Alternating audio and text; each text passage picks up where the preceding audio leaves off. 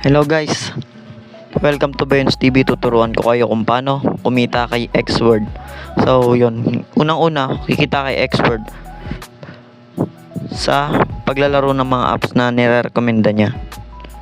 Kung magkano yung presyo na nasa apps, ganun ang kikitain mo. Pag natapos mo yung pinapagawa niya, makukuha mo yan. Kunwari yan, natapos mo, makukuha mo yung $1. So yun, ganun lang guys. Pwede ka rin kumita gamit ng pag-invite. Pero optional lang naman yung pag-invite. Pwede ka rin naman kumita kahit wala kang invite. Pwede ka makapag-cash out kahit wala kang invite or basta na paglaro ka ng mga apps niya. Na kumikita ka dito sa mga ganyan. Tapos ito tayo sa app library. Makikita natin napakadami. View more natin. So, piliin natin yung siguro yung mataas. Yung mataas, kunwari. Ito, laruin natin to. Ito, di ba? $41 yung makukuha mo pagka ito nilaro mo. Yun, guys. Tapos, sa pag-create naman ng wallet, guys. Mamaya pala sa pag-create. So, sa pag-level up ng pets, ganito lang. Bili tayo ng mura lang para marami tayong ma-merge. So, ganyan lang magpataas ng pet. Yan. Ganyan lang. Madali lang naman to. Yan, ganyan.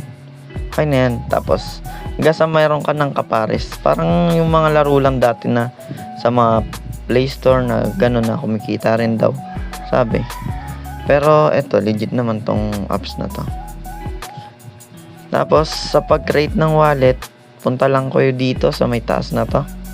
Ito guys, sa may taas. Tapos asset.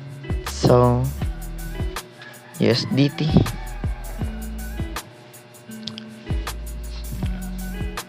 Tapos tingnan natin yung withdraw natin. So tingnan natin. So yun, nakapagbenta na tayo ng 90 pesos. Kumita na tayo ng 90 pesos. So piliin lang natin kung ano nilagay natin dito. Gcash, nilagay natin dito Gcash. Tapos withdraw. Tapos lagay natin sell. Tapos ganyan. 2 minimum is 28, so wala na tayo. 8 pesos na lang natin. Hindi na tayo makapag-withdraw. Siguro mamaya tingnan natin kung makapag-withdraw tayo. So basta guys, paying po siya. Kikita po kayo dito.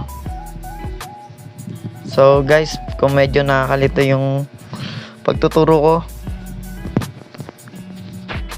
kahit na nakakalito, so please subscribe and click the notification bell para lagi kayong updated sa tuwing may gagawin ng video. So yun guys, paalam, hanggang dito na lang po.